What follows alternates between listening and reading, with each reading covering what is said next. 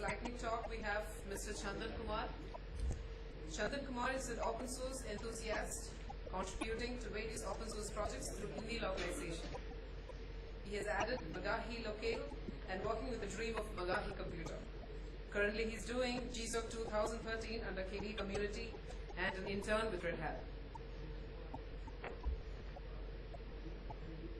Thank you, Annie. Basically, I am doing GSOC under KDE in 2003, and I am developing an extension for lcnn.kde.org. What I do, Annie has already told, so no need.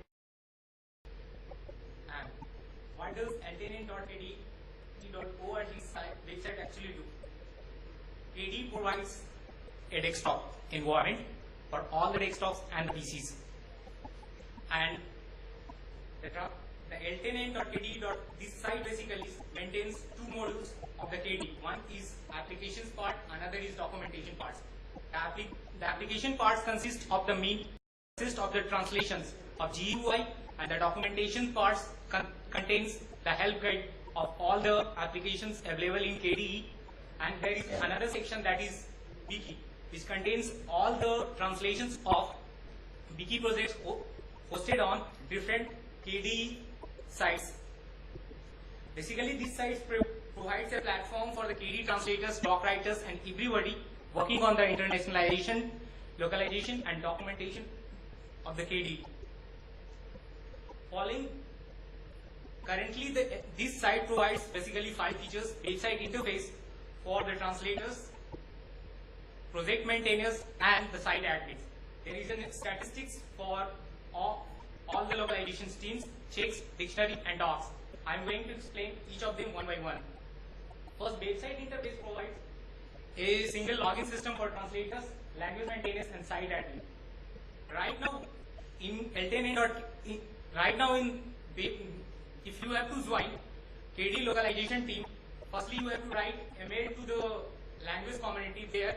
If maintainers got the mail, then he can manually update your name in the database, then they will provide a username and translation. After that, this website interface also provides a functionality of adding, removing of a language with all the details. Apart from that, a site admin or coordinators can remove translators, or site admin can remove a coordinator from a language. It has also facilities of marking a team as inactive or active depending upon the duration of activity. Statistics, it provides the statistics of all the packages by package wise, or depends upon the each release. Each team has maximum highest percentage of translation. It also displays the statistics based on modes, based on documentation, as well as, or based on branch. This is the latest branch. Or it generates the statistics of all the languages.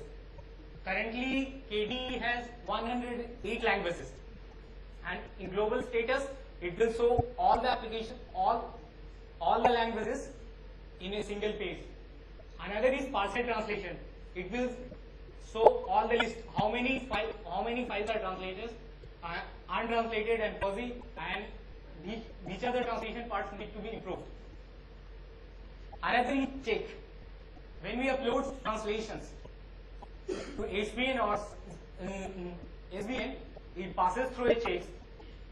Suppose your translation which you have submitted has got some error or not, that it checks, or it will tell or how much of error a document can contain languages wise. It also contains a list of document error.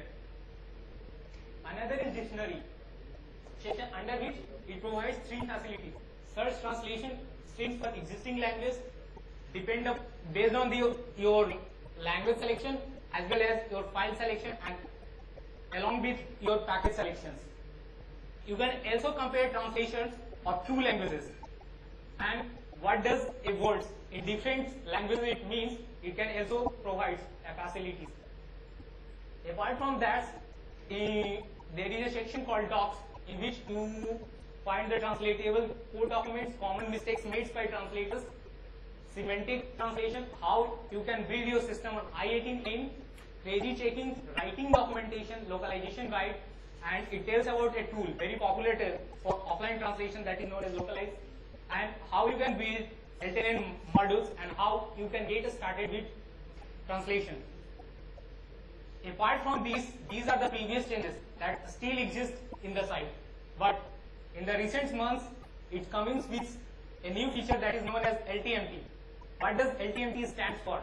Localization Team Management Tool, and earlier I had told that it will be an extension of current site. Why we have think of LTMT? First thing is that earlier translator used to join the translators with the help of translator coordinators, but right now we are removing the process. What we are doing that we are developing an interface where user can generally register yourself on the site. They can just go to a language and select the language and press join team, and then your request will be mailed to the coordinator, then coordinator will approve it, and after that the translator became the member of the language team. And earlier interface does not provide any idea about which file an user can translate and which one is translating which file of which application or which branch is in current release state. Now we are implementing three features of LTMT. First is unique authorization system, easily join any language team, and file reservation system. Unique authorization system. Currently, all the sites of KDE has different authentication systems, but KDE has a site known as identity.kde.org, which maintains, which is that service which is known as Solana, is linked with other sites to create a unique authorization system so that any level of users can log in through it, and when they log in for one time, and they can do as many activities either in localization or in different websites of KDE. On KDE identities, we are dividing the localizations teams in different groups. Suppose I am translating in Hindi, so all the members of the Hindi localization should be grouped into a Hindi localization team, and it will make visual to KDE identity sites.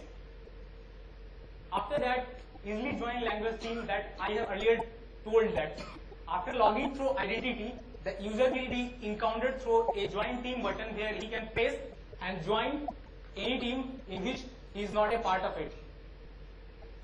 His request will be approved or denied by project coordinator or site admin. And the most important feature of this LTMT is file reservation system. In file reservation systems, the numbers of files available for translations will be shown based on the selection of language, current branch, and based on the package. Within the package, how many files are available for translation will be shown, and user can just check, select the files or the entire package, or he can press a request to the project coordinators or the previous package manager. He will approve. Then the user can get an email with all the links of the files that he has requested for translation. After that, he can translate the files and he can reply back the mail to the coordinator. Then coordinator can merge through the command line. It has also facilities to give up the file. Suppose you are translating the file in the mid, you have got some problem, you can request the coordinator to give up that file. Apart from that, it has also shows the features, a user how much of file he has translated in the period of joining, and it will also show a stats is here which file is translated by whom and on which date he has taken. Apart from that, we are going to implement another feature in which coordinator or branch owner can generally assign a file to available translators who has just not got any file for translations. but there we are providing an options that user may reject the coordinator's assignments.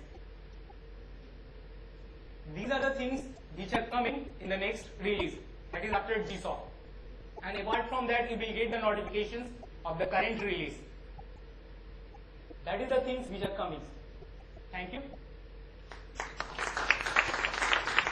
Any questions?